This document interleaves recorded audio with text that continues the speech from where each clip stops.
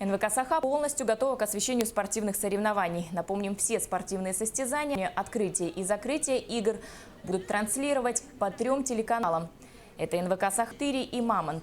Также трансляция будет вестись. Во время игр будут работать 2 передвижения в стадионе Туймада и в спорткомплексе «Триумф».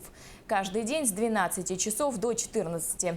Радиокорреспонденты в прямом эфире расскажут о ходе соревнований. Помимо этого, 3 раза в день будут выходить в эфир дневники игр. У нас есть большой опыт. Через 4 года мобилизует коллектив. Я думаю, что и на этот раз у нас работа выйдет на все 100%. Впервые мы сделаем прямые трансляции со стадиона Туймада, где большой забег по легкой атлетике, и со стадиона спорткомплекса «Триумф». Также у нас будут прямые включения.